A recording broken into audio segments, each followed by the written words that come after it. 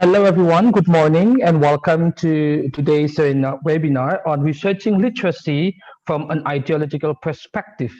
Today's webinar is the second edition of the webinar series in the area of English linguistics, literature and education hosted by English Department State University of Surabaya in July and August. We would like to thank you very much for the participants and also for the committee for joining us here for today's seminar. Would like to thank you very much. My name is Sueb, so I'll be the MC and also the moderator for today's webinar.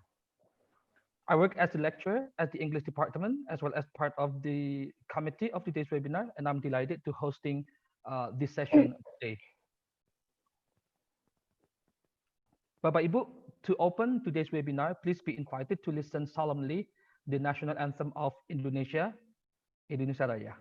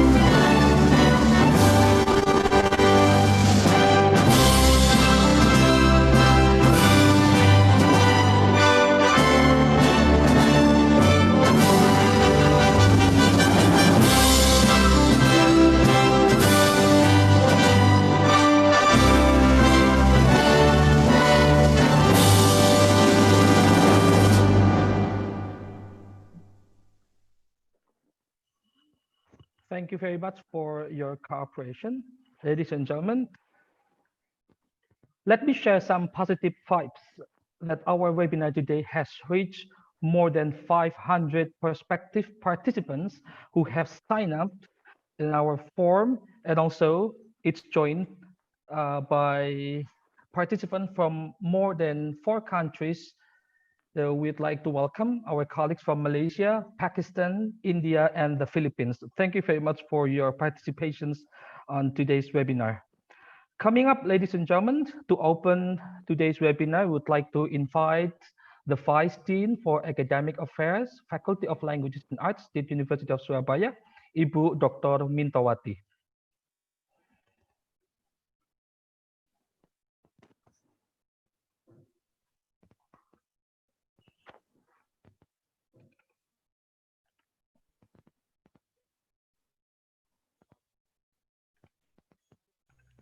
Assalamualaikum warahmatullahi wabarakatuh.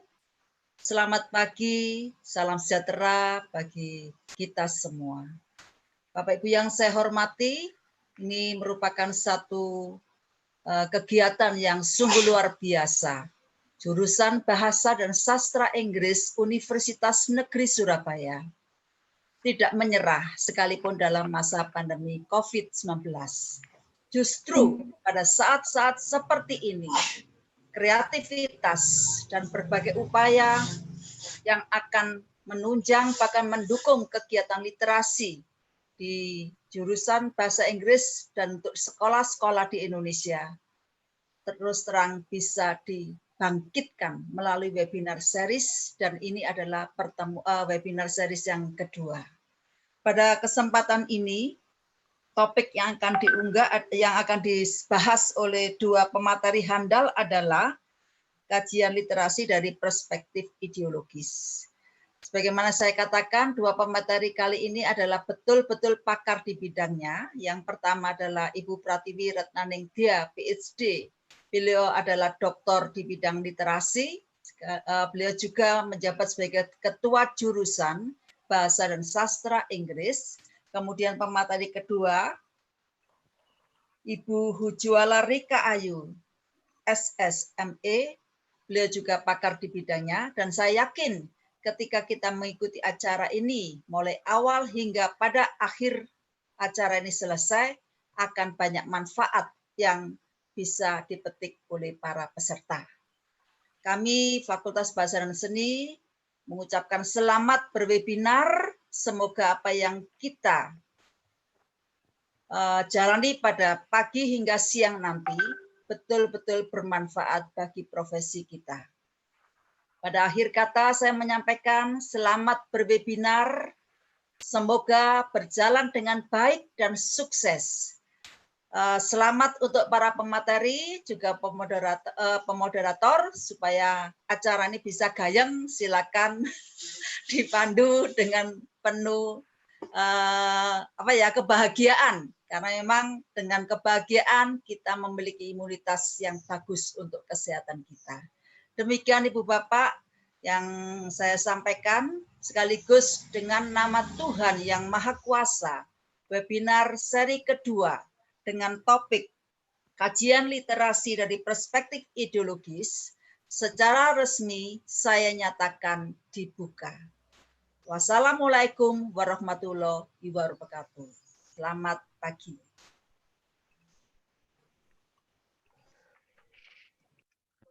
Thank you very much, Madam Vice Dean for Academic Affairs, Ibu Dr. Mintawati, for the speech. So Madam Vice Dean gave some insights to all participants. She would like to extend her appreciations upon our commitment for joining the webinar, even in this crisis moment during the pandemic. And of course, this is our dedications for the betterment of education and also professionalism for teachers, practitioners, and also for students across Indonesia in particular. And also, don't forget, be happy, because being happy is the best way for a better immune system. Moving on for the next sessions, Bapak Ibu, I'm pleased to introduce you For today's speakers, we have two prominent speakers, Ibu Pratiwi Retnaningdyah, Ph.D., and also Ibu Hujuala Rika MA.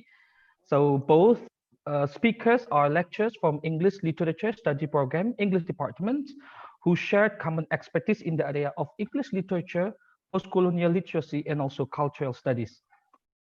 But before we go to the main session, this presentation, I would like to deliver some technical information for all participants. First of all, that you are required to set your device into a muted mode and avoid any interruptions. QA session will be available at the end of the sessions. And if you have any questions, please write your question in the comment sections. And also the committee and the moderator will collect your question later on and will be answered by the speakers. Second information, the certificate will be provided by the committee, automatically delivered to you by system for those who have registered through online registration, and also for those who have filled the exit ticket at the end of the sessions. Exit ticket will be opened for about 60 minutes after the sessions, and any complaints for the certificates only will be served until 3 p.m. this afternoon. Lastly, our webinar is streamed via online YouTube channel of English Department Unesa. We would like to encourage you to share today's webinar with your social networks, maybe social media, your WhatsApp, your Instagram, Twitter, and Facebook and other social media platform. And thank you very much. Ladies and gentlemen, without any further ado, I would like to welcome our first speaker. So I'm inviting you to get to know more about our first speaker, Ibu Pratiwi, through the upcoming video animations.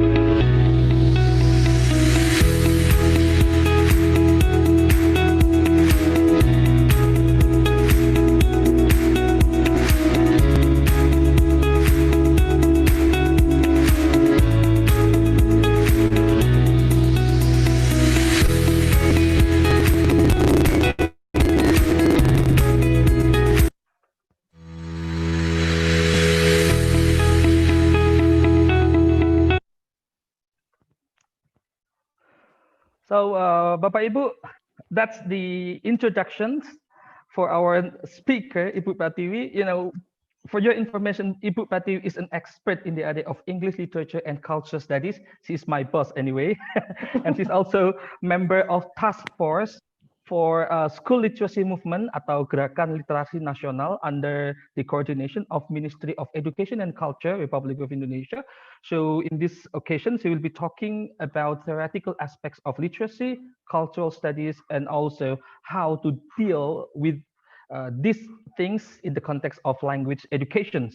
In more specific, Ibu Pratiwi will be talking about how the changing paradigm of literacy, that is no longer about the skills, but also it is the situated practice that's closely related with the values depending on the context. Ladies and gentlemen, please join me to welcome our speaker, Ibu Pratiwi Retnaningdyah. Ibu Pratiwi, over to you. Yeah. Thank you very much, Pak Sueb, for a very nice introduction. Everybody is actually in the process of learning and also knowledge sharing. Assalamualaikum warahmatullahi wabarakatuh. Good morning, everyone. I'm so excited. I'm so pleased to have a chance to be with you. And we're going to use the next 2 hours to talk more about how we could approach literacy from a new perspective, which is an ideological perspective. Please allow me to share screen.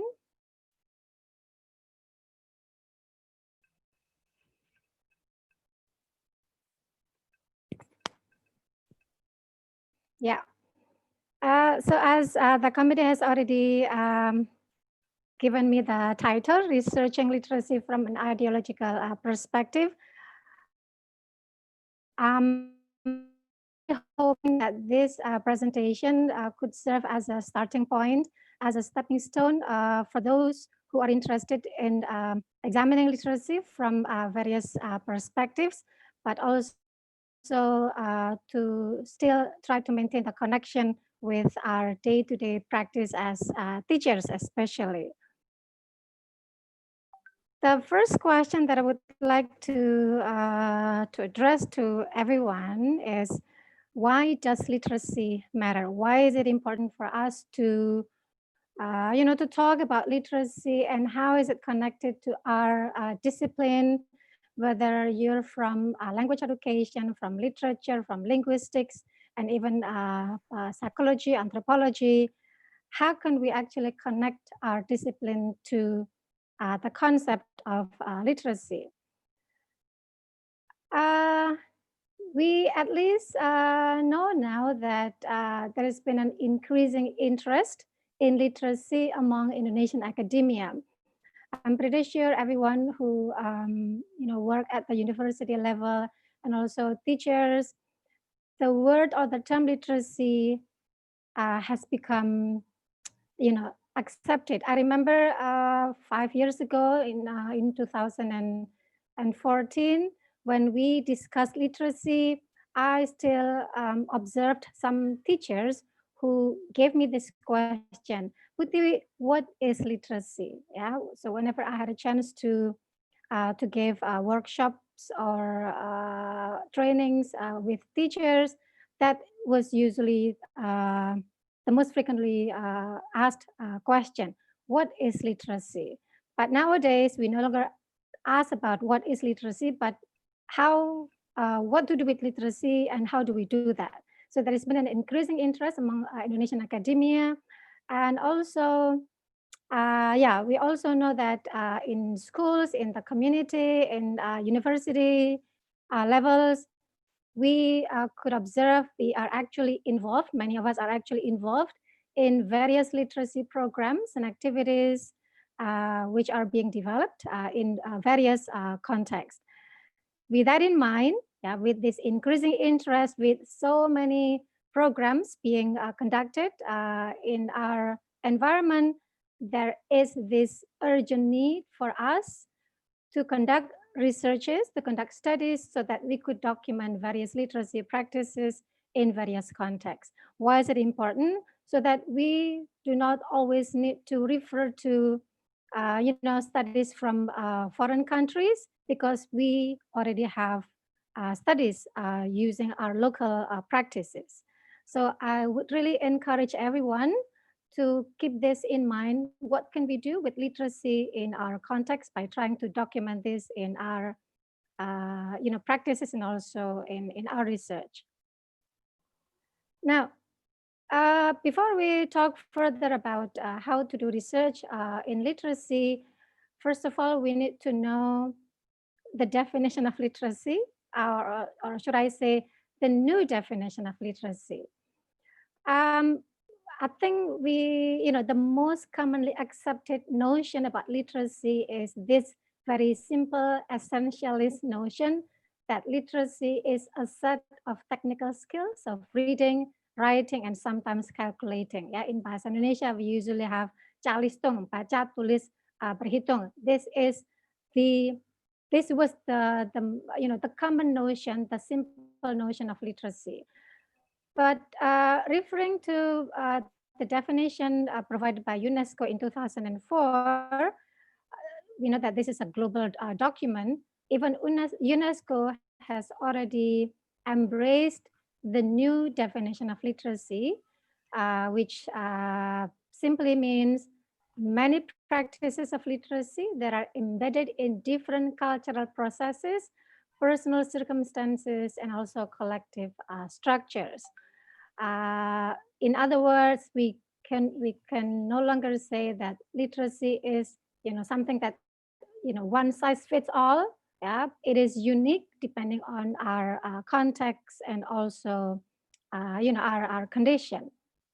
Now, with that in mind, I'd like to relate it now to our discipline. I know that many of us belong to either language education program or linguistics or literature or the intersection.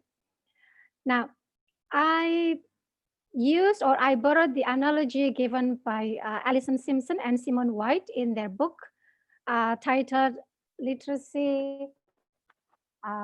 Literacy and Literature. This is a very nice book on how pre-service teachers of English are encouraged to embrace language, literacy and literature to support their future career as language educators and also language teachers, in this case, teachers of English.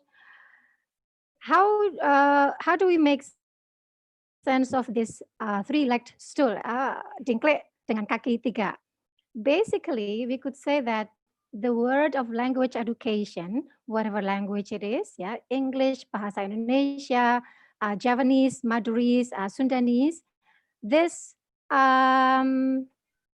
stool will be very strong if the three legs are balanced. In other words, teachers and also students alike need to know the concept of language, in this case, linguistics. Yeah, they also need to be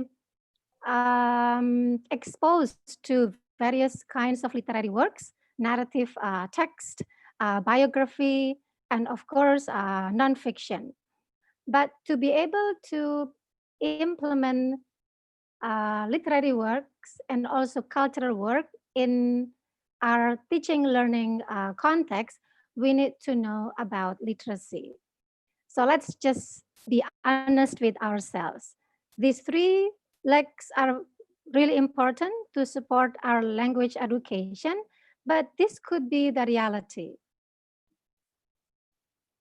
Yeah, this could be the reality. Yeah, at least this is how I understand my current reality. Maybe our word of language education is not yet strong enough because there is one leg that is maybe shorter or even it has not been built. Yeah, so that's the concept that is introduced by Alison Simpson and Simone White, how we could promote literacy through literature and also understanding of the concept of language. Now, in approaching literacy, I'm going to move on now to my topic. In the world of literacy as a discipline, there are actually two models that have been frequently used. I'll start with the autonomous model. Autonomous model is basically a very neutral, value-free approach to literacy, while ideological is, sometimes it is considered quite subjective. How do we differentiate between autonomous and ideological? I remember I actually used a similar slide a couple of years ago. Previously, I used two extreme opposites, but now I learned that these two approaches can actually strengthen each other, just like two wheels that can help moving each other. In a very simple example, in the world of extensive reading, for example, since I'm now involved in movement that encourages students and also teachers to read extensively. If we want to approach extensive reading from an autonomous perspective, then we could say that, we could simply say, if you read a lot, then you can be sure that your reading fluency will also be much better. Yeah, by reading fluency, it usually refers to reading speed and also reading comprehension. If you read a lot, then you will read faster. At the same time, you will also understand various texts much better. This image, the IELTS score, reading 7.5, is an example of how in our mind we you often have an autonomous approach to literacy. I want to read a lot so that my IELTS score can be higher. However, extensive reading can also be approached using an ideological perspective. Yeah, let me repeat, it can be approached. I'm not saying that you take it or leave it, because these two approaches are actually, they are complementary. Yeah, they can complement each other. If we want to approach extensive reading habit from an ideological perspective, here I have an example.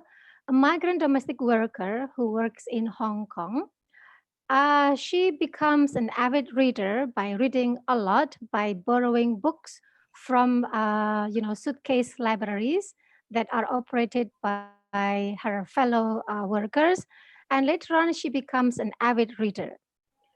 But what is her motivation in reading?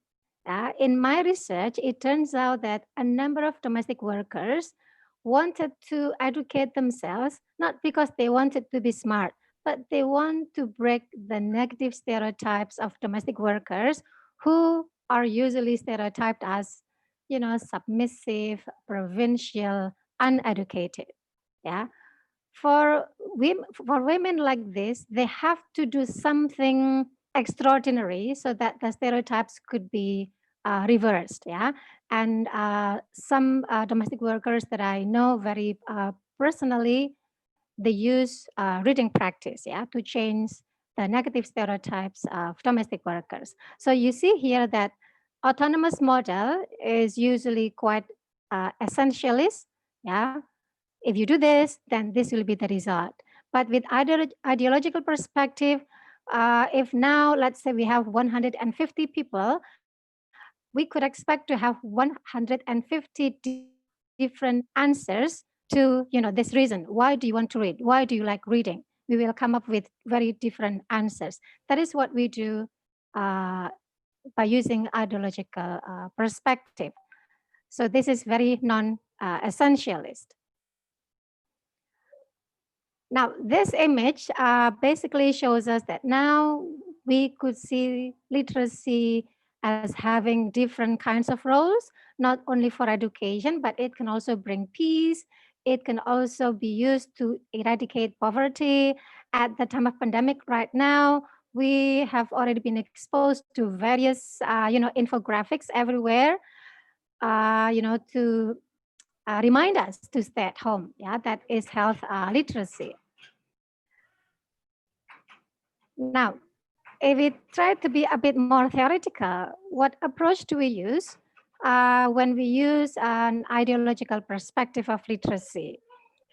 Let me introduce you to an approach called no literacy studies. Yeah, this is an approach. I wouldn't call this a method. Yeah, because using this approach, you can come up with various theories from sociology, from anthropology, from literature, because it is a social theory of literacy in which literacy is seen as a social practice.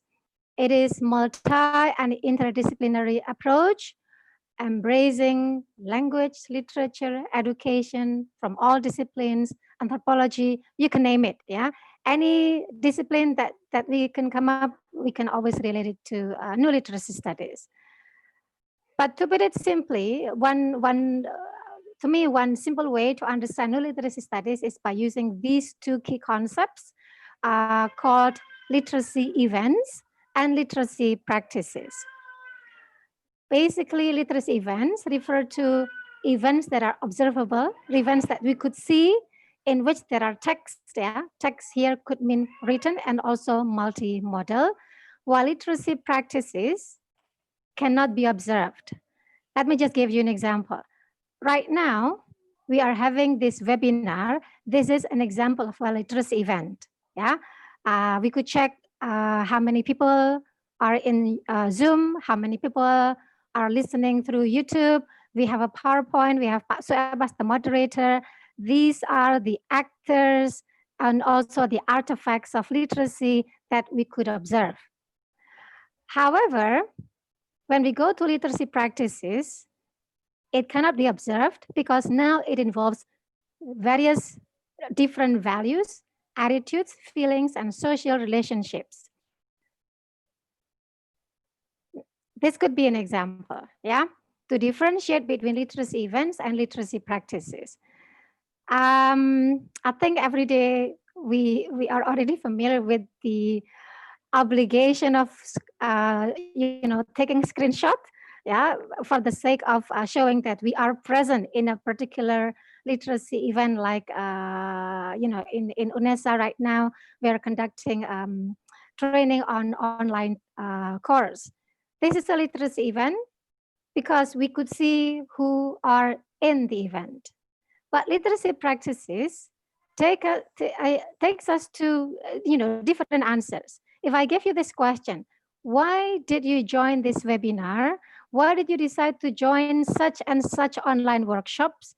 We would come up with various responses. For example, I know some people who told me, Bu Tiwi, I'd like to join because it's related to my my thesis, to my dissertation. For some others, oh, I'd like to meet people, like-minded people who are also interested in the ideological perspective of literacy. So that's networking. For some others, they just want to to get new knowledge so that they could share this later on with their colleagues in school and also in the university. So knowledge sharing. For some others, maybe because it is compulsory. Yeah, I know that a lot of times we need to do this if we do not have enough participants in an offline workshop, for instance. So some students were made obliged to join a course or a seminar. It's compulsory. And some others might want to join webinars because they need to to collect certificates. Whatever it is, now we know that there are different narratives. Yeah, there are different stories in the reason why people join several literacy events. So keep this in mind: the key concepts, literacy events, and literacy practices. Now, 6 propositions of literacy as social practice. How can we say that literacy is seen as social practice? There are at least 6 features that we could use to guide us, yeah, in doing this investigation of literacy as social practice.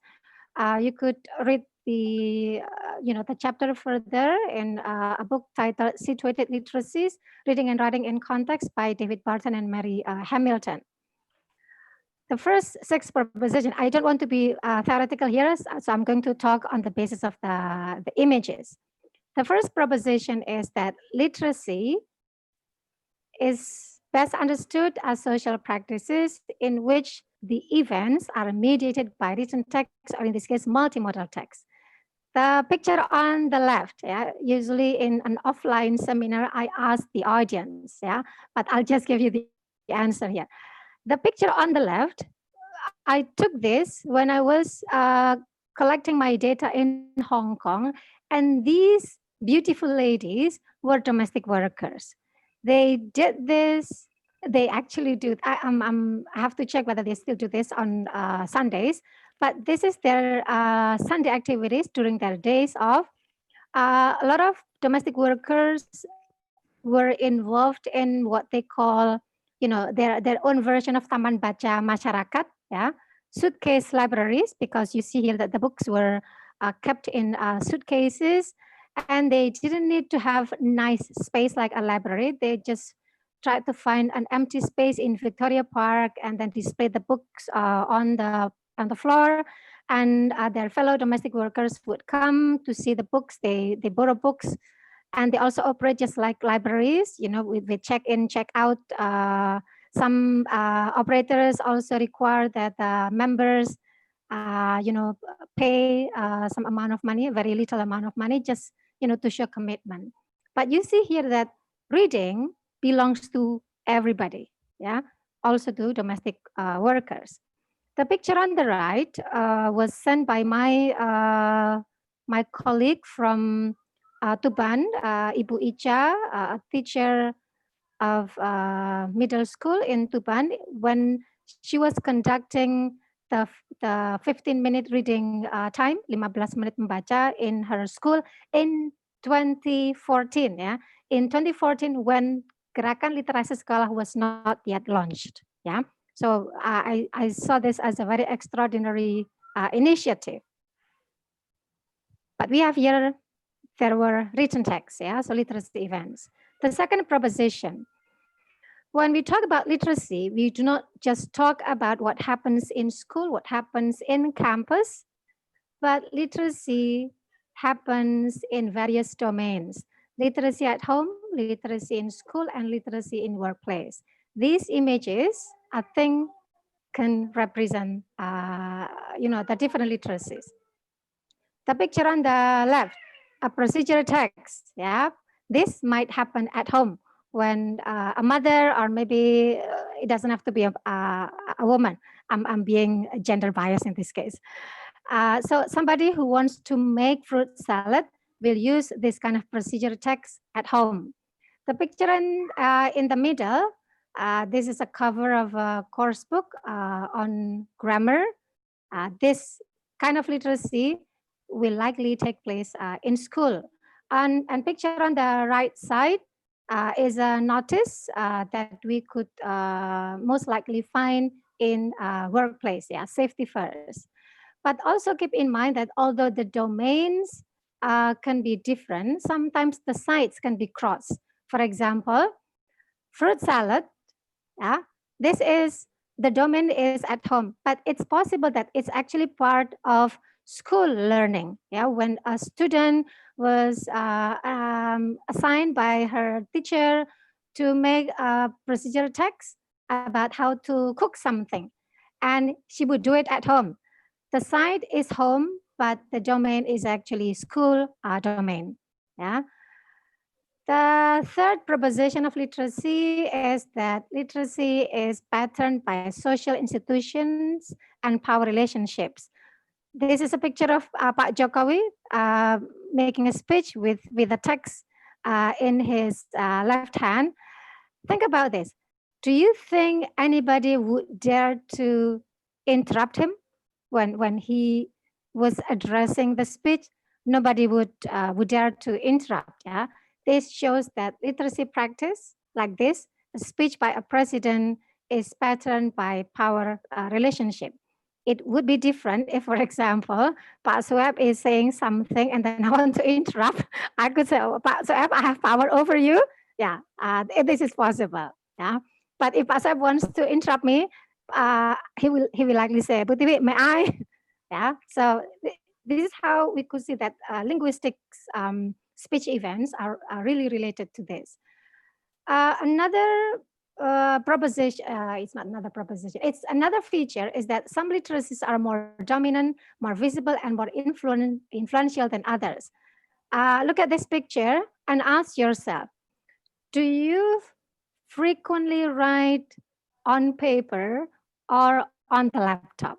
Yeah, that reflects your identity now.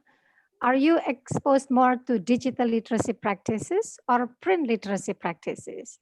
Perhaps it is also subject to age. Yeah, the older people are, the closer they are to print literacy. Yeah. So this picture for elders, maybe print literacy is more visible, it's more dominant. But for youngsters, digital literacy practices are more influential to them. Literacy is also purposeful. Yeah, everybody has a different reason to do literacy. This picture, a police officer, what do you think he's doing? Yeah, so he's reading, he's reciting the Quran. So in this case, his purpose is for spirituality. Yeah, he is a police officer, but at this time he is reading the Quran, so he is doing it for spirituality, not because he is required to do this, yeah, as a police officer. The picture on the right is a very interesting picture. He's my fellow literacy activist, Mas Fauzi Baim from Sidoarjo. He sells herbal drinks, yeah, jamu. But whenever he sells jamu, herbal drinks in Sidoarjo and the surrounding, he has books in the, what do you call that? In the carriage, yeah. Ca iki jamane moja. It's literacy time right now. So imagine this, a seller of herbal drinks might be, considered provincial for some people, but when he becomes a literacy activist, yeah, he changes the stereotype. So he has a purpose and he has social goals, and it is also embedded in cultural practices. Herbal drinks might be found only in Eastern countries, yeah, but not in Western countries. Literacy is historically situated. If you are still familiar with this typewriter, then we know which generation you belong to, yeah. But if you don't know how to use typewriter, then you certainly belong to the digital, you're the digital native. I'm a digital immigrant because I spent a couple of years using typewriter to finish my undergraduate thesis and also my master's thesis actually in UGM. But now I use a laptop more often. So it's historically situated. Literacy practices also change, and we don't learn literacy from schools only. Oftentimes, it is actually acquired through informal learning and sense making. Who doesn't know Atta Halilintar? And also Kim Namjoon, yeah, RM from BTS. You may have known that Kim Namjoon or RM is very fluent in English, not because he learns English at an institutional, in an institution, but he learned English through Friends, the sitcom. Yeah, he speaks English very fluently, and he is doing this through popular culture. Atta Halilintar, yeah, didn't go to school, yeah, but he is one of the richest guys in Indonesia. He accumulates financial capital, social capital. He has a lot of friends. He is very famous, all because of his, multi-talents embedded in literacy. In this case, literacy not through writing, but multimodality. Understanding that literacy is learned more frequently through informal learning actually deconstructs the way we think about learning English. Yeah, we force our students to learn to sit in the class, to study grammar, but actually they could learn much more from informal learning if we could embrace popular culture that students are more familiar with in their out of school context. Actually, language education in whatever language it is can be much better. Yeah, there have been a number of research about how to how to connect popular culture in language education. Okay, now the methods. If you are now interested in doing research using literacy as social practice, there are two ways, but not the only ways. Yeah, there are two ways that you could select. You could conduct an ethnographic study. It usually takes a lot of time, at least three months probably. But if you don't have enough time, especially maybe during this pandemic era, you cannot go out, you could actually use text. Yeah, we could conduct textual analysis, multimodal text, not just print, but we could also analyze visual, oral, spatial, digital, tactile. This is how social semiotic multimodality approach can be embraced there. Yeah, so social semiotics is also closely related to literacy as a social practice. Bu Lala will talk more about how to approach literacy by using literary works. I'll give you some more examples. These are some steps. Yes. How many more minutes do I still have? Yeah, so 7 minutes, Ibu Pratiwi. Okay. Yeah. I'll be quick. So these are some steps that you could use in researching literacy practices. First, identify the domain, school, home, or public or workplace.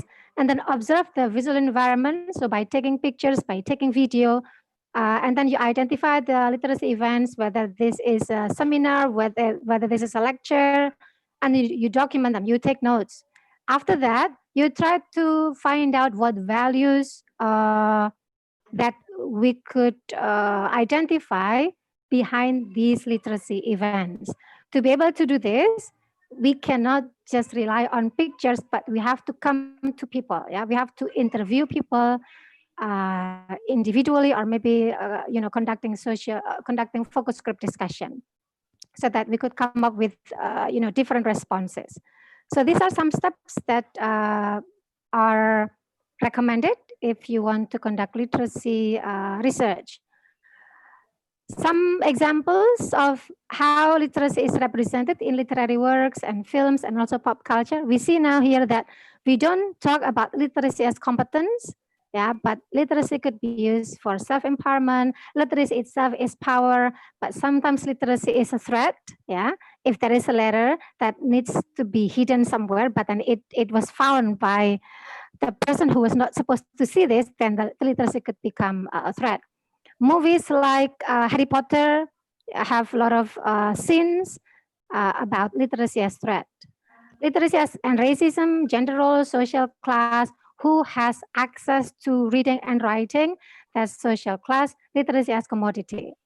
Yeah, I'll talk about this very briefly.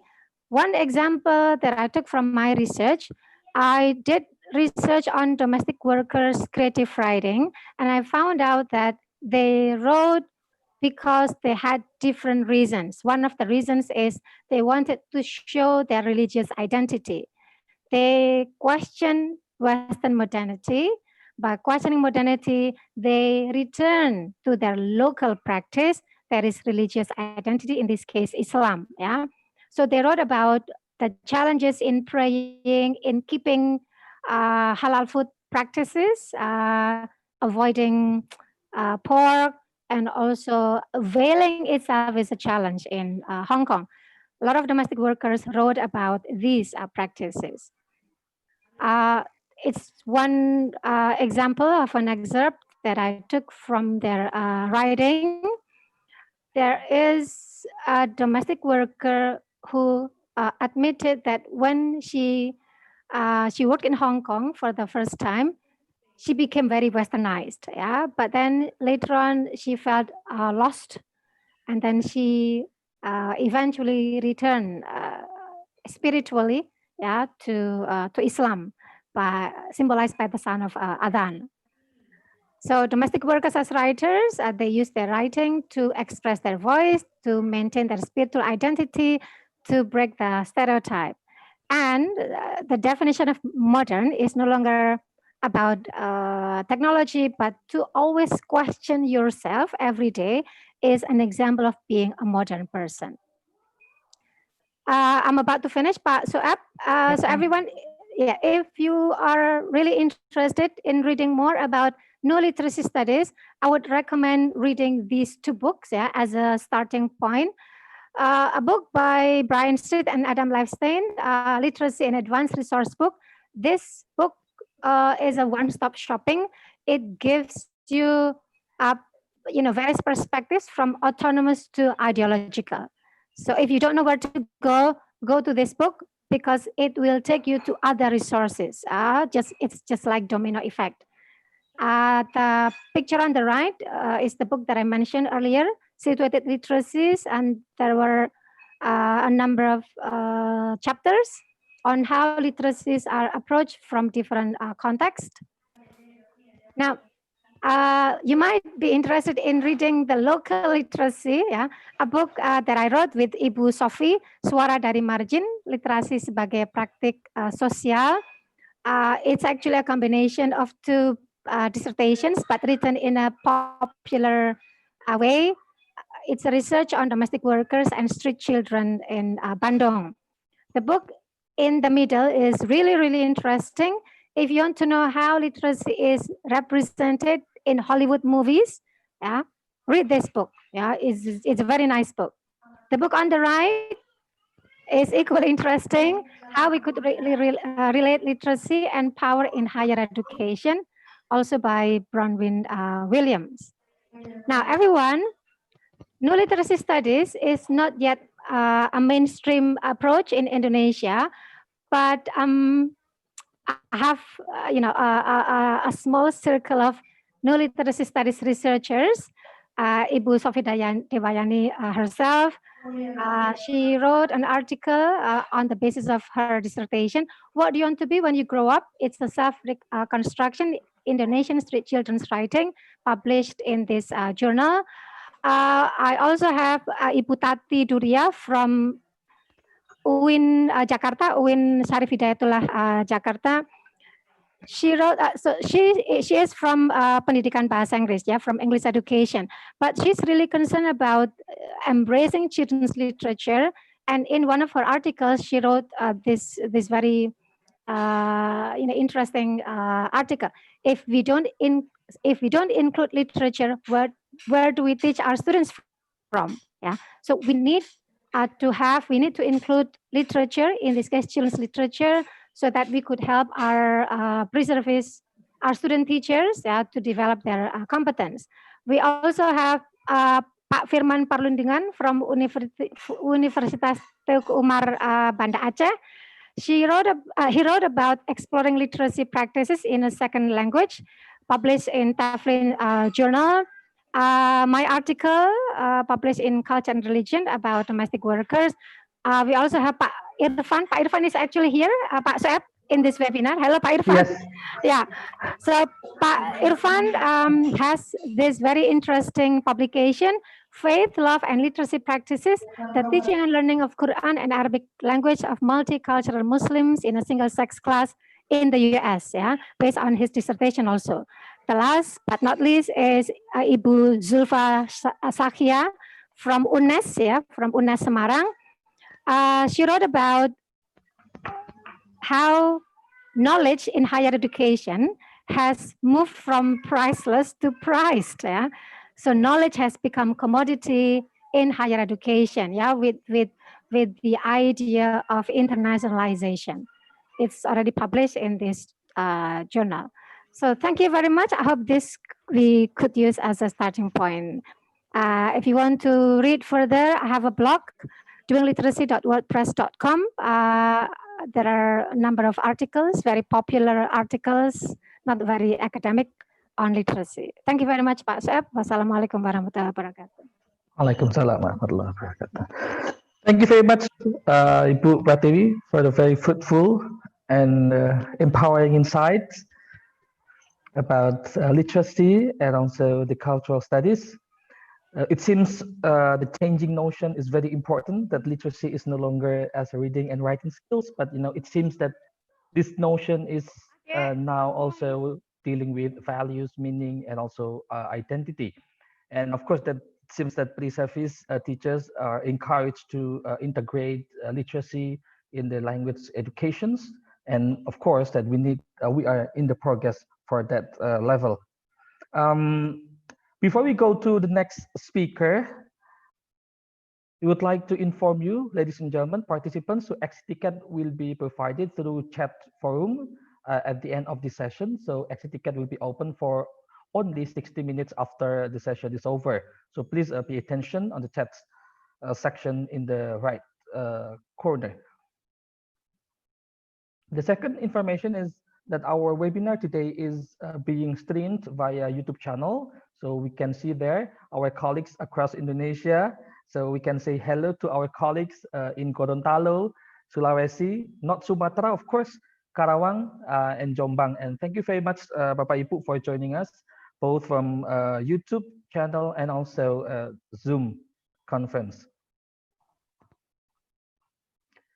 Our next speaker is Ibu Hujuala Rika Ayu. So we invite you to get to know more about our next speaker through video after this, Bapak Ibu.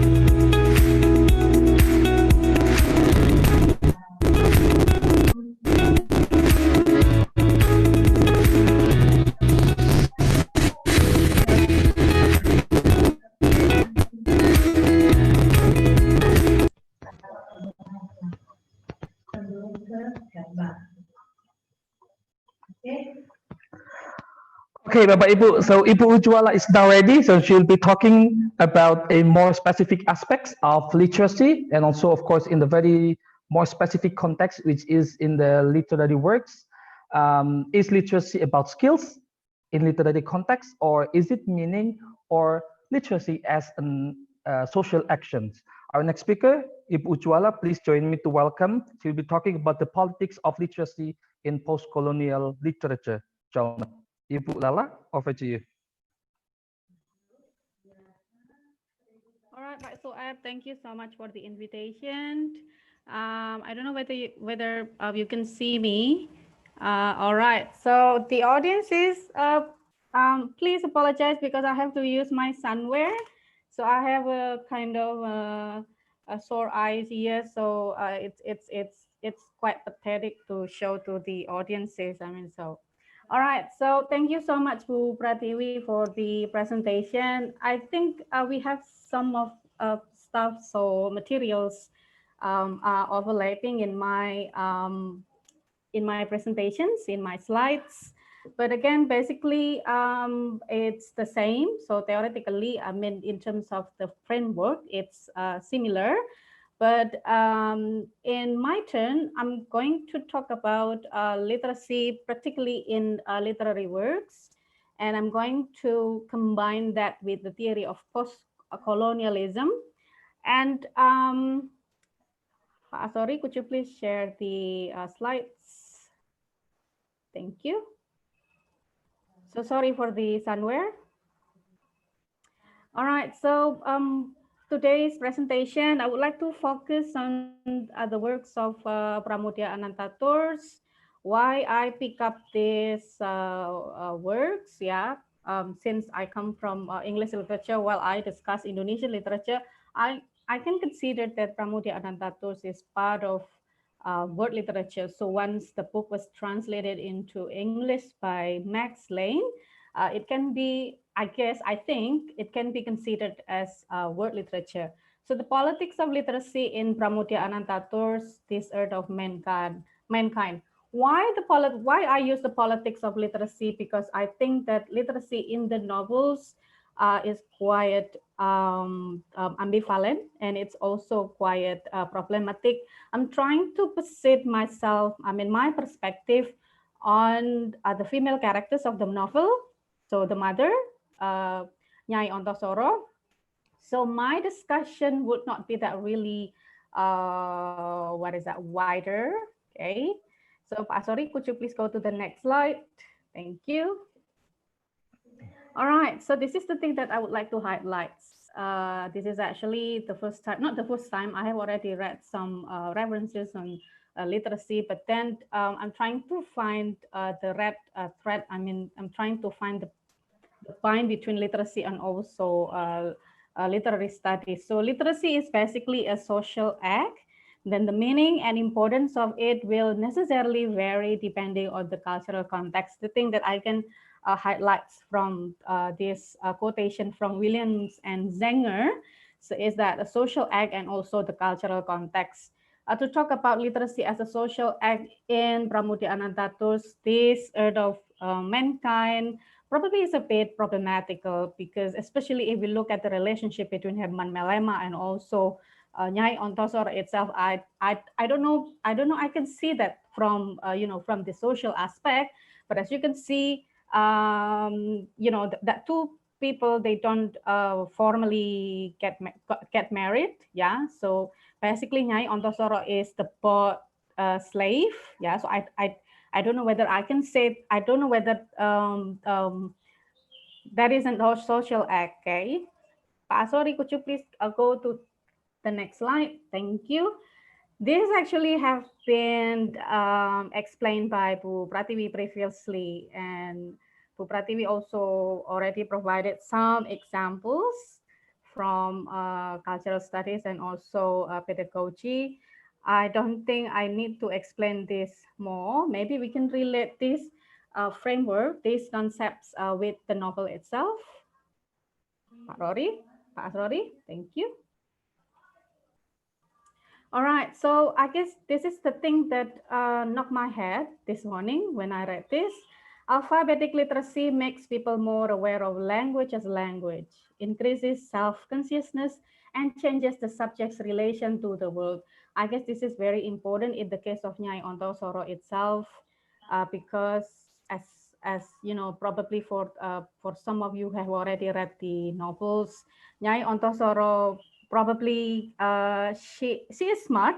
I'm not saying that she is not that smart, but she is illiterate. Yeah, so by nature she is smart, but she doesn't go to informal schools. Okay, so we will see this later on the next slides. Sorry, thank you.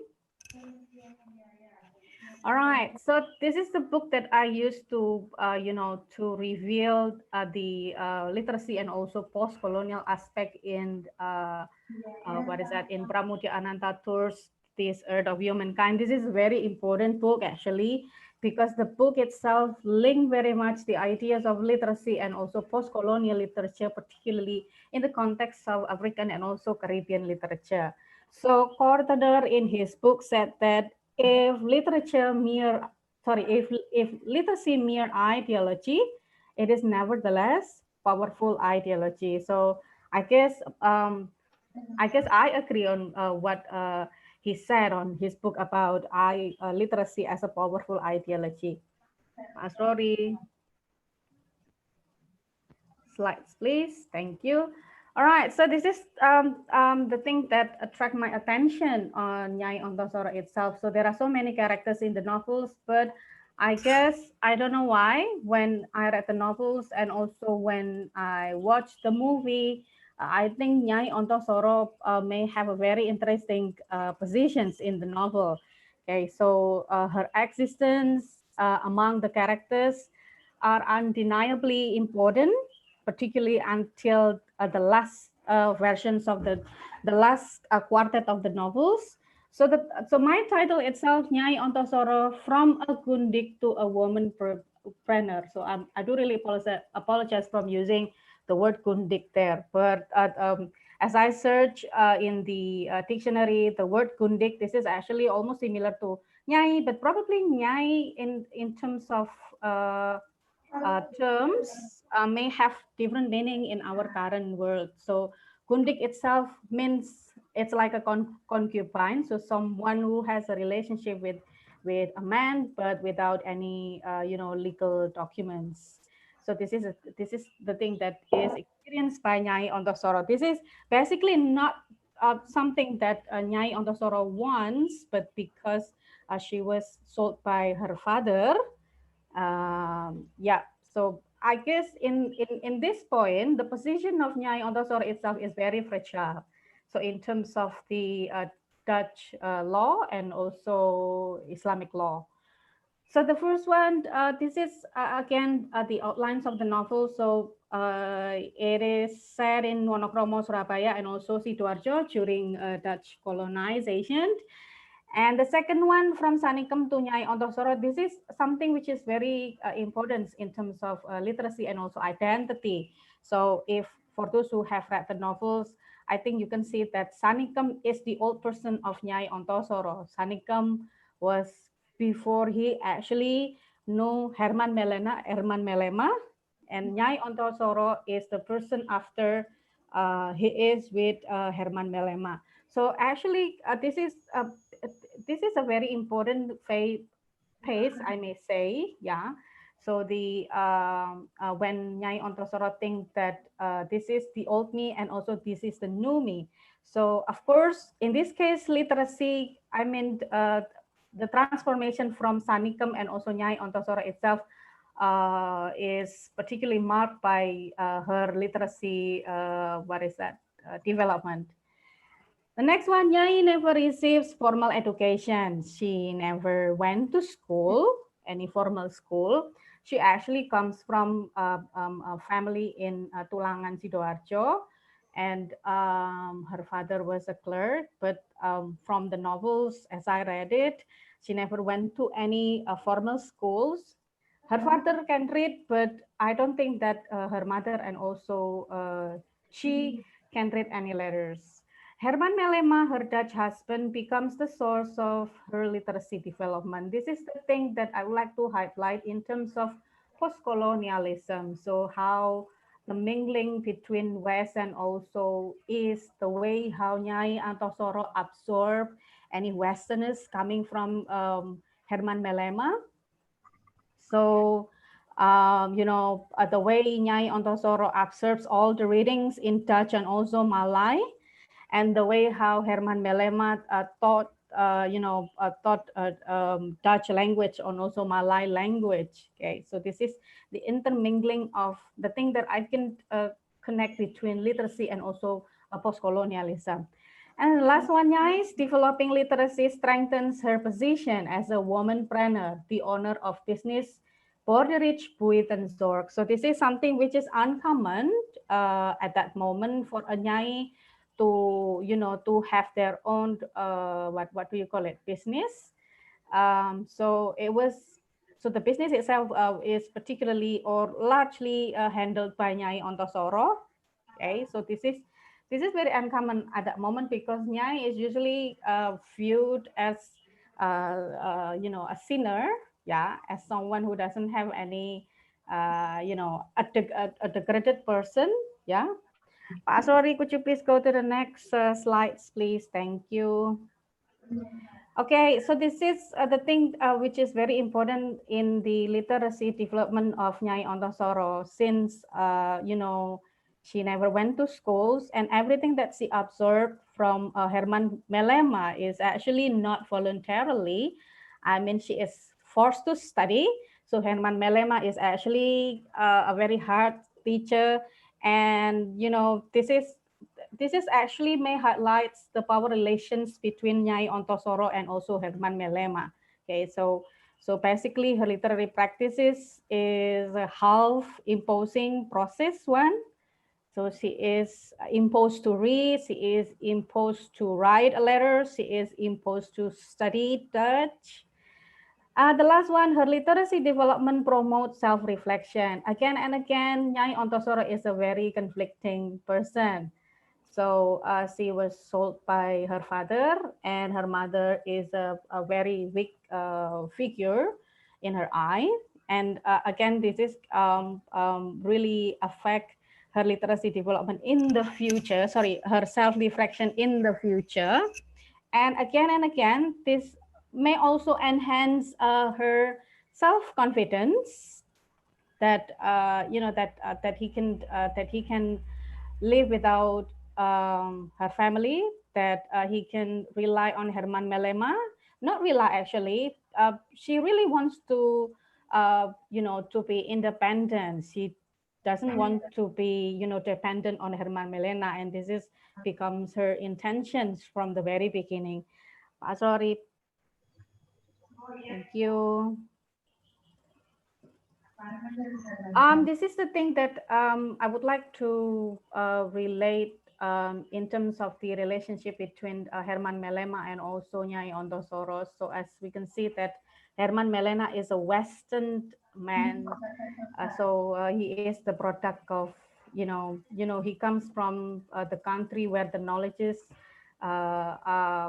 produced. Yeah. So Kortner said that Western man is both the product of literacy and credited with inventing literacy. So I guess in terms of the relationship between Nyai there is a kind of an imbalance of knowledge between Nyai Ontosoro and also Herman Melema.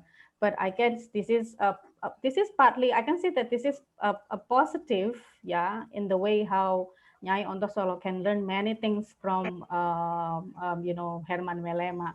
But I would like to say that, of course, it has some of the negative sides, particularly in the beginning of the novels, the way how Nyai Ontosoro is treated as a kind of a commodity being exchanged between two males, between Herman Melema and also, the father, okay? From the point of view of literate Westerners who share in hegemonic power, that literacy changes people and brings into being modern individuals. So this is the thing, again, that I would like to put or position in terms of Nyai Ontosoro. So there is a kind of a changes. So as I followed the novels, Nyai Ontosoro was once a very illiterate girl coming from Tulanga Sidoarjo, but then, as you know, numbers, as she knew what is that, alphabets. This more or less brings her to be modern individuals in terms of mind, the way she thinks, the way she organizes the farm, and the way she faces her husband as a Westerner. Pak Asrori, thank you. Next slide, please. So this is some of the excerpts that I took from the novels. I do really apologize that the first one belongs to page 5 and the other one page 10. So I can see that I don't think that I have to explain that in details, but this is again very important. Very important evidences from the novels. So basically these two sentences I took from the perspective of Minka. So Minka is actually an Indonesian Javanese HBS student, who has a very close relationship with Nyai. Close because they not that personal close, but because they often exchange chats. So from what school had she graduated that she appeared so educated and intelligent? So as stated by Mary, that basically the educations or being literate, the process of the literacy development in Nyai Ontosoro itself is gained through informal learning. So informal learning and also sense making. So she does not actually go to formal schools, yeah. And then the last one, she was acquainted with many European terms that I didn't know. So this is basically things which is a bit contrastive to each other. So this is, I was actually a bit surprised to see that there are so many images of literacy in the book of Pramudia Anantatur, including this one. So if you can see in the part that I underline, you see that there's a kind of a contrastive situation between Nyai Ontosoro, which doesn't go to any formal schools, and also and also Minka as an HBS student. Okay, sometimes she would explain them to me just like a teacher, and how clearly this Nyai could explain things. So from here we can see the images of literacy in Nyai Ontosoro. Pak Asrori, could you please go to the next one? So I do really apologize not talking about the literacy events and also practices. Bu Pratiwi already explained that previously, that events may refer to something which is visible and practices something which is invisible. We cannot see it. Maybe we can see it, but it's not like It's not like that you can directly see it. So this is again the words of Nyai Ontosoro when when she talked with Anne about her past. So basically, this is again the story that she recited to and become the bridge of past and present. So as you can see that if you look at the underlined part, I was not at all dependent on Mr. Melema. This is actually something that Nyai Ontosoro wants from the beginning. So she wants to be dependent. He never forced me to do anything except study. So again and again, the literacy development in Nyai Ontosoro is not voluntarily one, but it's more like a forced one. So in this matter, he was a hard but good teacher. I was an obedient and good pupil. So you can see the word obedient used by Pramudia Anantatur there. So, and also you can see how the power relations between the two, between the Westerners and also between the Nyai. The next one, he listened to my reading, correcting me when I was wrong, explaining the meaning of words I didn't understand. So again, this is the process on how Herman Melema, teaches her everything, including alphabets. Okay, so it went every day until eventually I was taught how to use a dictionary by myself. I was only about slave. So again, this is the thing that I would like to underline about slave. Okay, about slave who learns or who forced to learn. I had to do everything as he wished every day. Then he gave me a quota of reading books, and I had to finish them and retell their content. So this is the thing. This is actually part of the literacy events that I can find in the novel, referring to the literacy development in Nyai Ontosoro. I don't know whether any library is mentioned in the house, but it sounds that Nyai Ontosoro has kind of a reading room, but it's not clearly mentioned whether this is what is that, a library. The last one, I guess the last one marks the transformation of Nyai Ontosoro from the old Sanikam to being a Nyai itself. So yes, and as time went on, the old Sanikam began to disappear completely. So this is again mark the situation in which Nyai Ontosoro embarked from the old Sanikam to Nyai Ontosoro with all the power that granted by Herman Melena. Mama grew up into a new person with a new vision and new views. Again, this is in line with what is stated by Mary, that literacy may involve the changing of personality, not only personality, I guess, but also mark the significant, changing in terms of life, I guess. I no longer felt like the slave who was sold years before in Tulangan. So again and again, becoming someone who is literate has particularly changed the mental of Nyai Ontosoro from a bought slave into, the real Nyai. Next slide, please, Pak Asrori. Kamu baca kembali temanya pedoman. Pedoman itu terwujudnya harusnya berdasarkan kebanyakan kalau baca This is another what is that? I guess ini kayaknya sudah ditampilkan Pak Asroli. Could you please go to the next slide? I'm sorry. All right, this is the references that I use for these presentations. I guess this is the way how I connect the notions of post-colonialism and also literacies. I can see that we have one of the audiences here, Pak Dono. Thank you for sending me a message, and he is the expert of Pramudya Anantatur. Once I read his article on Pramudya, so I guess if you want one of the book there, I can probably give you through the what is that, Telegram or email. Next slide, Pak Asrori.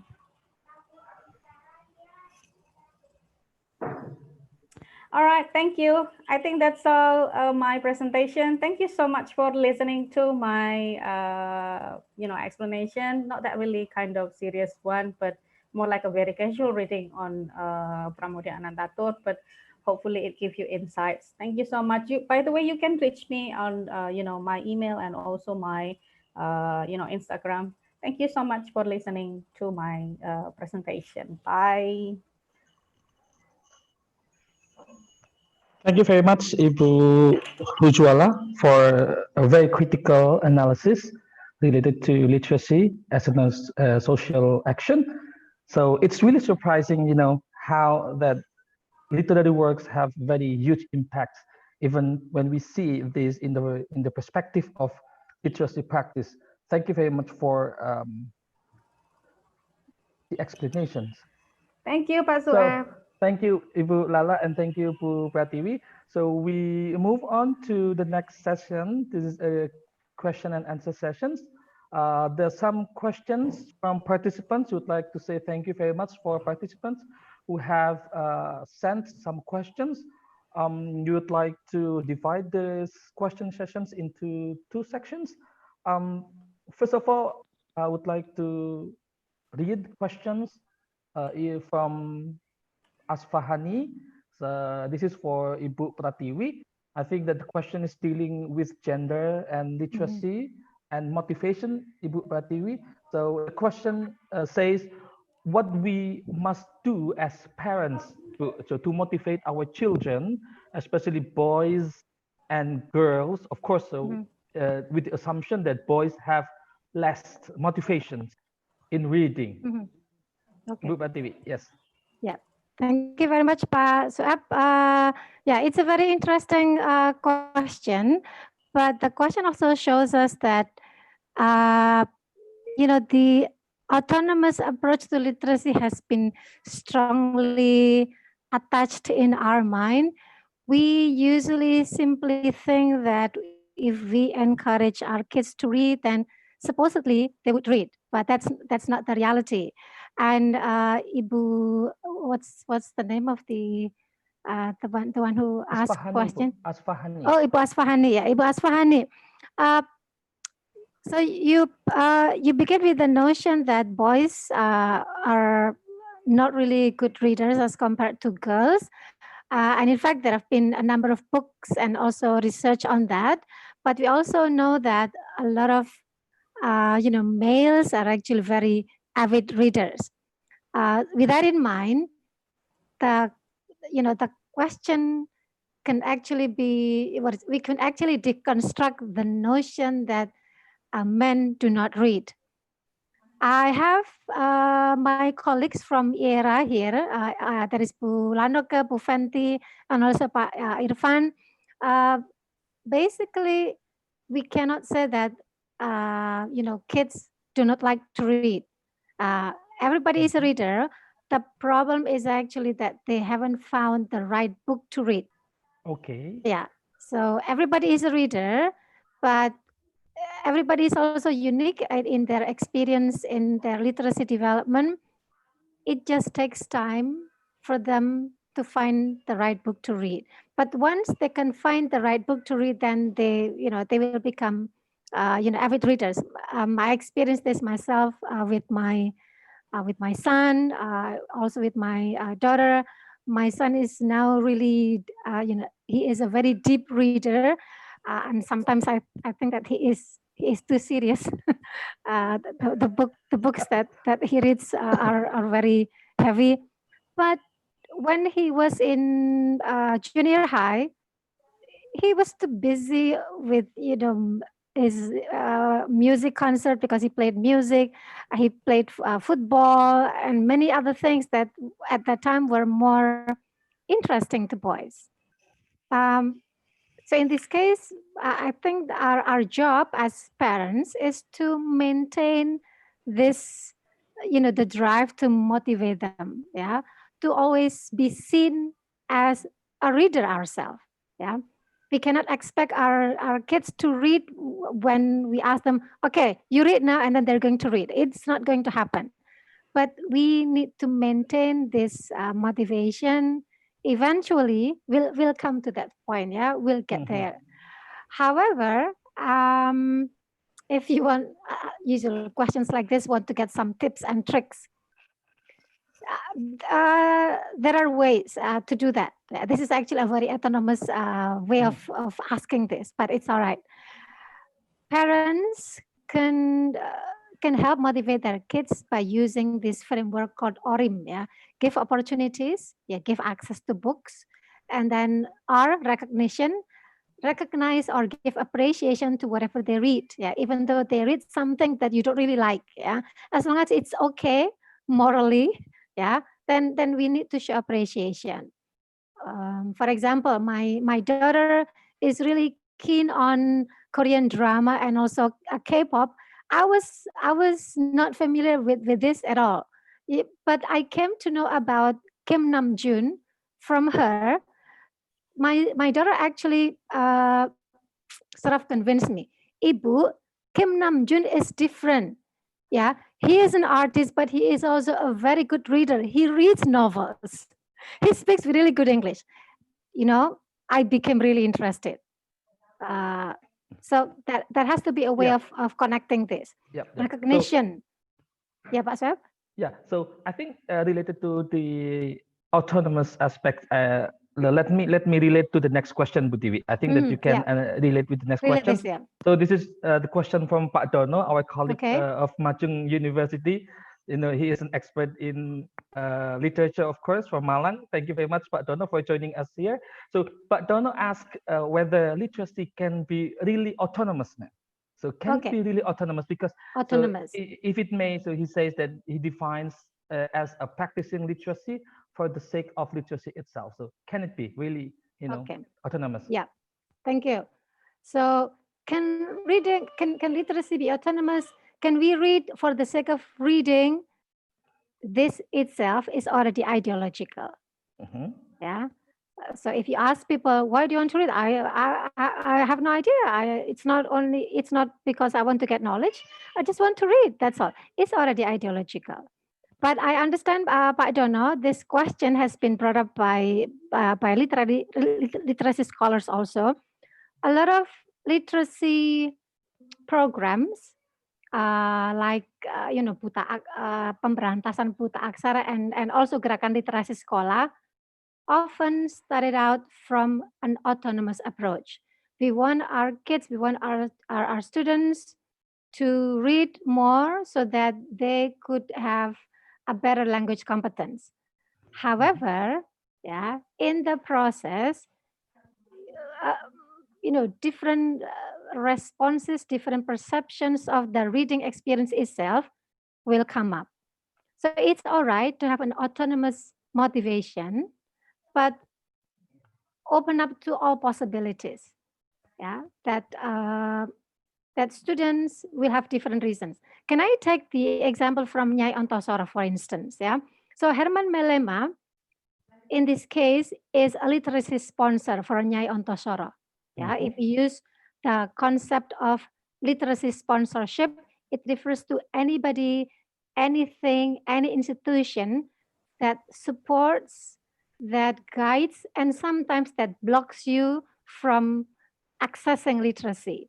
That is literacy sponsorship. So in this case, Herman Melema is a literacy sponsor, I think, mainly because he wants Nyai Ontosoro to be more educated. That's all. But he never realizes that when Nyai Ontosoro becomes educated, she is also more self-empowered. And Herman is not ready for that. A lot of research that used ethnography gave us a similar idea. In Bangladesh, for example, women from a village were taught to read and write, simple writing, simple calculating. But when these women were able to read and write and also calculate, they were actually able to write something, and this is a threat to their husbands. And the husbands protested to the literacy activists, please do not educate our wives because now they are resistant to us. That is ideological, although at the beginning it's autonomous. So perhaps that could answer Mas Dono's question. This could be autonomous at the beginning, but it will be ideological eventually. Yes, thank you very much. So I think Pak Dono also adds another question related to Nyai Ontosoro on how whether literacy is purely autonomous or half imposed, just like explained by Ibu Hujuala. So the question is given to Ibu Hujuala. It is related to half imposed participation in literacy practice. I know that it's very positive. But the question is, are there any trade-offs? She needs to pay for this kind of, half-imposed participations. And, could you please explain, Ibu Hujuala, for these questions? Thank you so much, Pak Sueb. So, so this is actually quite problematic. So I still don't know what's the motive of Herman Melena, educates Nyai Ontosoro, but from the very beginning, as we know that Nyai Ontosoro or Sanicum itself is a commodity. So she is actually a thing that is change between between two males. And I do really apologize for being a bit biased in this case, saying that Western male is actually the source of knowledge production. But I guess in the case of Nyai Ontosoro, yes, as is stated by Ibu Pratiwi, that Herman Molema is actually the agent of or the literacy sponsors, yeah, someone who enacted the new Sanikam, yeah. And again, this is quite interesting. I mean, this is quite interesting in the way how she starts, the process of, literacy development. This is something that she is not intended to do that. I mean, she is not a kind of someone, okay, I want to read, I want to write, but this is something, which is imposed to her. And I don't know why Herman Melena, educate, Sanikam, but I might suspect that probably, maybe, yeah, he thinks that, Sanikam is a kind of, commodity that he has already paid for. So, yeah. Thank you, Pak Sueb. I do really that can answer the question. I think it's really interesting to note the terms literacy sponsor, here how to put the Westerners, and I think the Westerner here at the same time becoming the victim, in quotation maybe, of the unreadiness toward the empowered Nyai Ontosoro. Is that so? Can I say something, Pak Sueb? Yes. Can I say something about that? Yeah, it's interesting that Bu Lala mentioned about literacy being part of the Western world. We might be able to relate this to the concept of white man's burden. Okay. Yeah. So colonization, imperialism takes place oftentimes because Westerners use this idea. We go to those under privileged countries because we want to educate them. So they give them, they give themselves this burden. This is my responsibility to educate them, and to be able to do this, we have to make it compulsory. So through colonization, and oftentimes they don't realize that when local people have been educated, resistance will also take place. And many times, and it is only feasible when we look at this action from the perspective of post-colonialism. Exactly. Yeah. Okay. Thank you very much for the questions. Next questions given to Ibu Pratiwi. Ibu Pratiwi, so is it more practical? So the question is from Bapak Afode Tahir Harefa from IKIP Gunung Sitoli. Thank you very much, Pak Afode. So it is very specific, how, okay, or maybe to what extent is literacy can be utilized into research for students majoring on English education. For example, research questions, what kind of variables can we include, something like that, ma'am. Okay, thank you very much. Now, this is interesting. Pak Harari, Pak Afode, ma'am. Pak Afode. Basically, when we use this ideological perspective of literacy, it's more qualitative. Yeah, we don't really talk about numbers. We don't do statistics. That's why the methods that are often used are either textual analysis or ethnography. But it's also possible, if you want to, it's also possible to conduct a mixed method analysis. Yeah, if you want to do a kind of triangulation. In the ideological perspective, we don't really talk about variables. Yeah, that's very that's very quantitative, which we don't do in the ideological perspective. However, I understand that some teachers, some lecturers want to have a clearer a clearer frames, to do something. I would suggest that they go to articles that I already put in my slide, because I myself did not do a lot of studies on language education, but my colleagues, my fellow NLS scholars, Pak Irfan, Pak Firman, Bu Zulfa, they use language education, the context of language education, but from the qualitative perspective. For example, in the case of motivating pre-service teachers to use literature, yeah, in their teaching learning process, the idea at the beginning can be autonomous. Yeah. For example, a lecturer of language education, Pak Sueb, for instance, in this case, Pak Sueb might want to teach his students using children's literature in a debate class, for instance. Yeah, that's really autonomous to promote critical reading, to promote critical thinking, very autonomous. But when students are able to speak out, to express their voice, then you need to be open to various responses. There is no one size fits all. Yeah? So in that case, I think what we mean by variables might just be indicators. Yeah, what indicators would we use to make sure that students, practice the right way of responding to text? If I could share my screen, so I think there is an example. Yes, ma'am, please. Okay, let me see. This is actually an example taken from literature. So, Bapak Ibu, in our Prodi Sastra, Prodi Sastra Inggris, we have actually developed, research on literacy using pop culture and also literature. So this could be an example. If you are from Sastra Inggris and then you want to develop literacy research, I took these slides from my students under my supervision. I had a student, Rizka, from cohort 2014.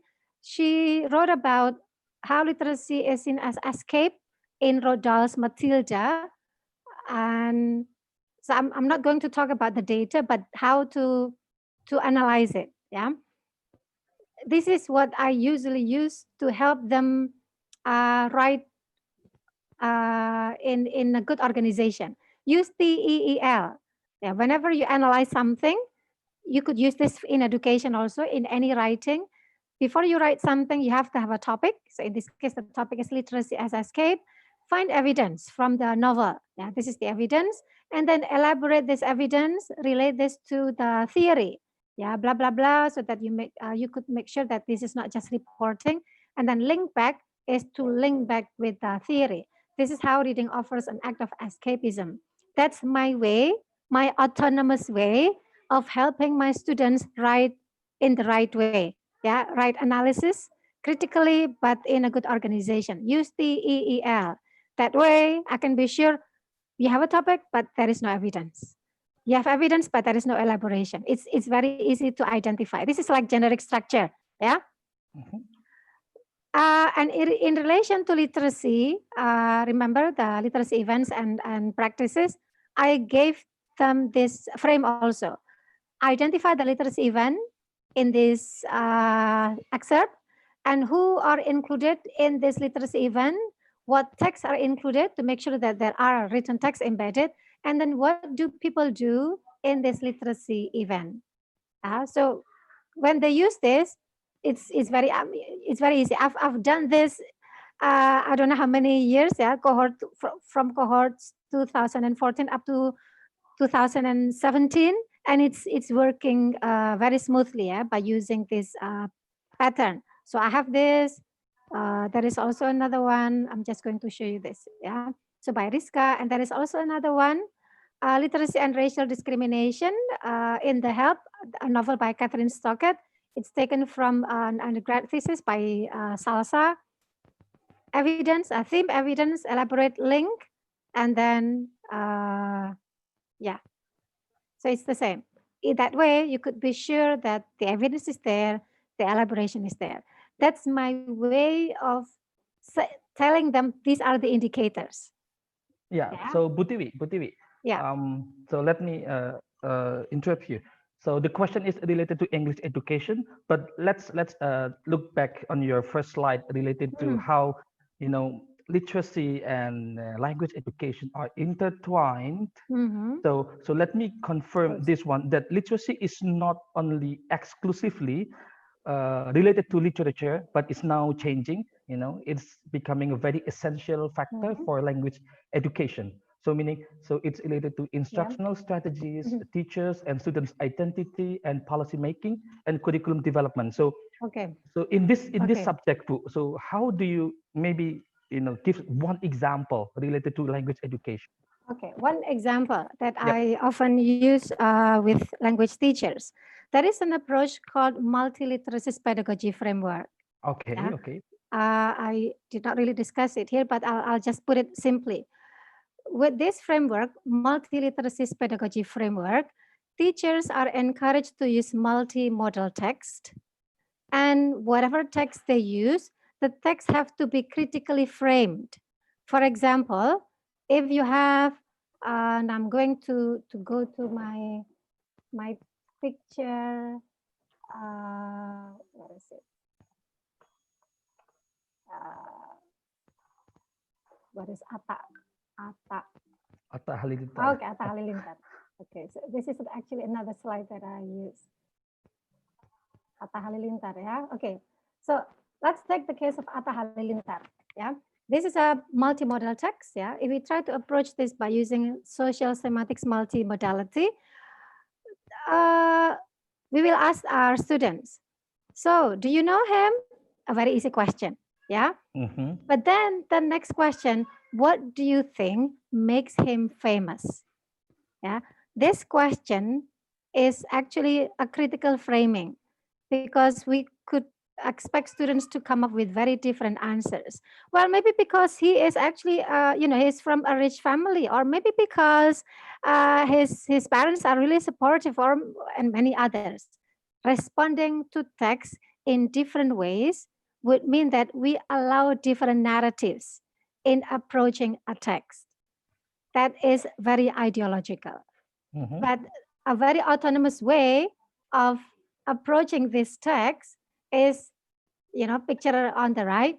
You could simply ask, do you know these people? Oh yeah, this is Chef Juna, Chef Renata, and then Chef Arnold.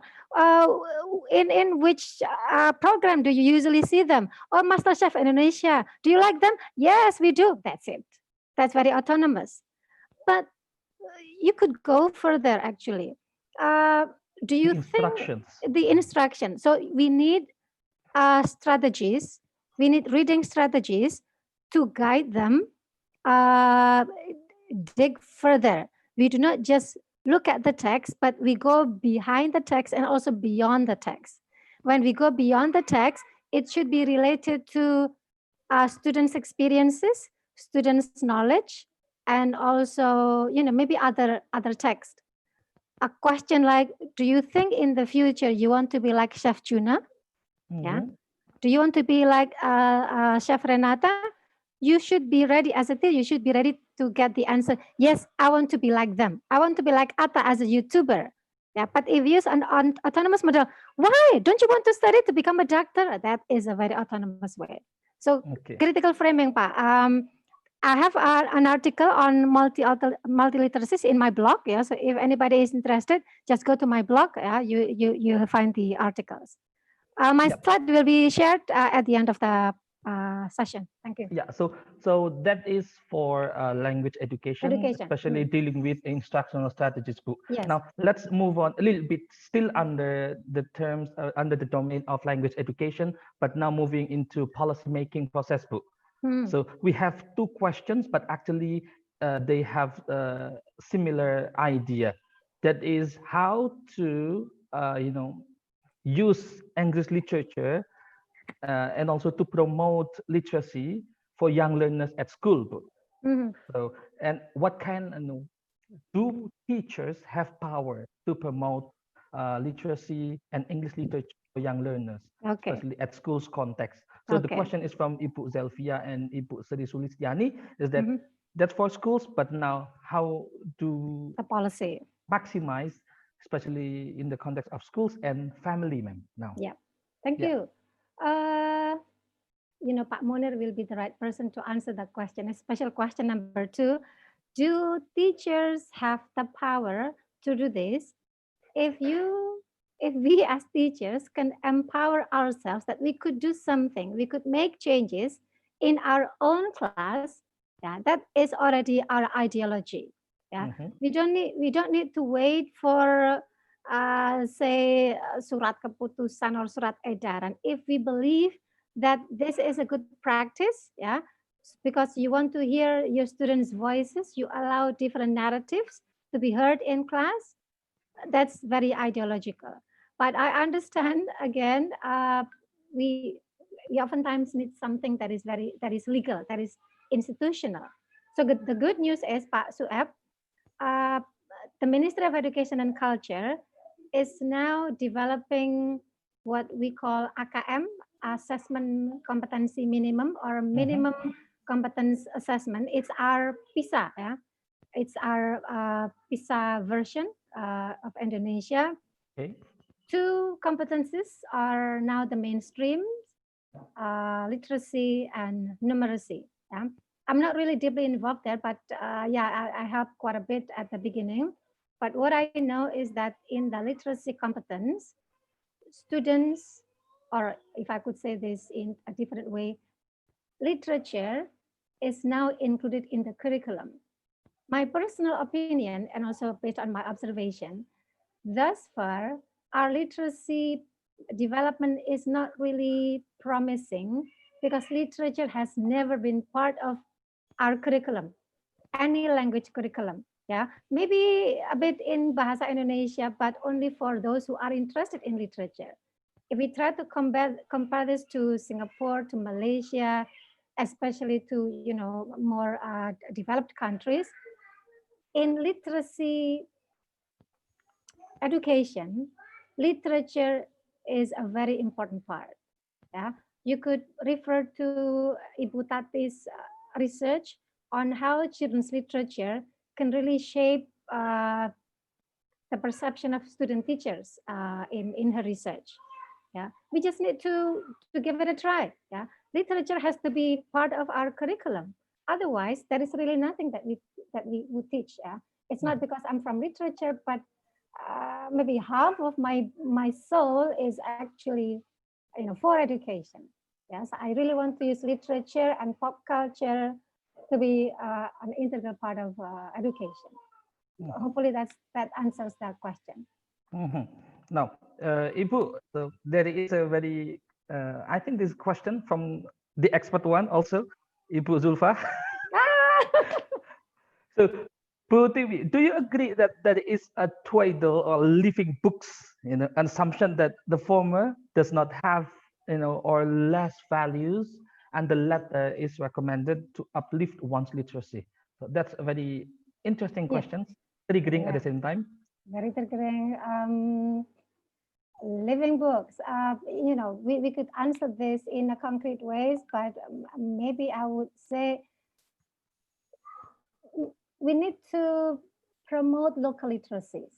Yeah, if we promote local literacies, then we would at least reduce the possibility of undermining or discriminating other literacy. Remember one proposition of literacy, some literacies are more dominant, more visible, and more influential. That is the reality. Our job, in our context, is to make sure that this we would find balance. What is it? If I could give you an example, say I'm from literature, and I can be very biased when I teach because my research interest is in gender and also literacy. Sometimes I don't realize that whatever I teach, I always try to relate this to gender responsiveness, gender equity. So I'm being ideological, but relating to Bu Zulfa's question about lesser books of less values, I think if I'm open to students' responses to my idea that I can be wrong, then that there are different stories to something. Yeah. I don't know whether this would answer the question. But Zulfa, if you want to relate this to your research about priceless and priced, yeah, priced education, priced knowledge, yeah, you need to pay for something. Do you need to go to an international class to be able or to be considered more educated, more intellectual? Sometimes we need to check though. Some parents have this idea, I want to send my kids to an international class in the school where they go, so that there is this perception that my kids are more intellectual compared to other students. The same thing with kelas-kelas unggulan. Maybe the idea is to group them so that it would be easy for them to study, but a lot of schools actually forget. Once you have kelas unggulan, kelas-kelas non-unggulan, the students in these less privileged classes will be, they will feel discriminated. I often heard this from my daughter. Who is the first rank now? Yeah, class A. Yeah, because whenever people mention class A, is always the best class. So the others somehow lost their motivation because they know that the best would be taken from that class unggulan. I guess my take is for us to try to reduce the possibility of these better books being more dominant than the lesser books. If lesser books are not given attention, then take this to the spotlight. It's okay to use Bahasa Jawa sometimes in our English class, in phonology class, for example, so that we could compare how we pronounce sounds in Japanese as compared to English. It's a local approach. It's a local approach to literacy also, in this case English phonology, rather than just focusing on English phonetics only. It can actually go anywhere. Yes. That's my take. Thank you very much. So before we go to the next questions, I would like to read very great responses from Ibu Martina Kisang to the explanation from Ibu Lala. So Ibu Martina Kisang said it is very interesting topic to lift up and to introduce to the people about the Indonesian literacy work to literacy mem. So it gives the inspirations, especially for Bataknas ideology, for the literacy. So younger generation in Batak, so they are aware with the ideology. So it's not only about the hype of technology right now. Uci would like to say thank you very much for Ibu Lala, and also now Pak Munir is joining with us to answer questions, ma'am, related to teachers' power to promote literacy at school context. Yes, Pak Munir. Please, Pak Munir. Over to you. Okay, thank you, Pak Sueb, for the time. I think Ibu Pratiwi has answered that question very well. Yes, this relates to my presentation last week on theorizing practice, that you have power to theorize from your practice. Yeah. So if you, for example, implement literacy practices in your classroom, I do believe that you can go on with this and theorize from your practices. Yeah. So if you are one person who implement this literacy practice, and then you ask other teachers in your circle, your school, for example, your colleague, then you gain more power. Yeah. Now, if you expand the circle, yeah, I believe that you have more power and your voice will be heard on the literacy practices. And I think this has been supported by the government when they launched the school literacy movement. Yeah. So once again, you have to be empowered, and you have to feel that you are powerful to implement these literacy practices. That's my answer, Pak Sueb. Just to add more to Ibu Pratiwi's answers. Yes, thank you, Pak Munir. Ibu Pratiwi, last statement before we end the session.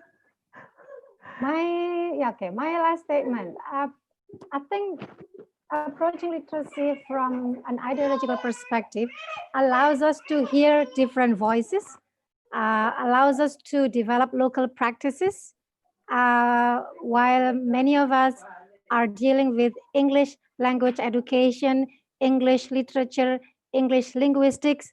We use this to empower ourselves. So we could say we borrow the methods to, to strengthen our own local literacy practices. Yeah, that way, yeah, we could really have a much stronger self-identity and also collective identity.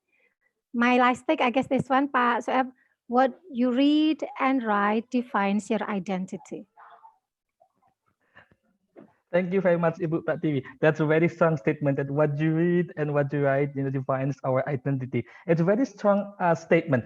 Thank you very much, Ibu Pratiwi and Ibu Hujuala, for sharing very insightful ideas and explanations related to researching literacy from an ideological perspective, and it's very, very important, especially for us who wants to, expand and empower literacy practices in our community. So thank you very much. For the last section, there's some information for the participants.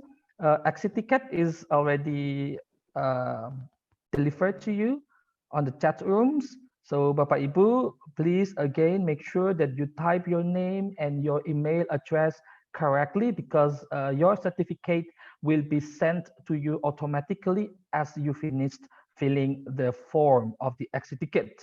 So thank you very much. If you have any questions, you may just write your question in YouTube. Hopefully that this session gives you a very insightful idea. Bapak Ibu, for your information, so next week, especially on Wednesday, we will have another webinar sessions focusing on education, especially action research will be will be delivered by Bapak Professor Dr. Susanto. Of course, at how action research is conducted during the pandemic, and there will be some panelists for further discussion for the next webinar series.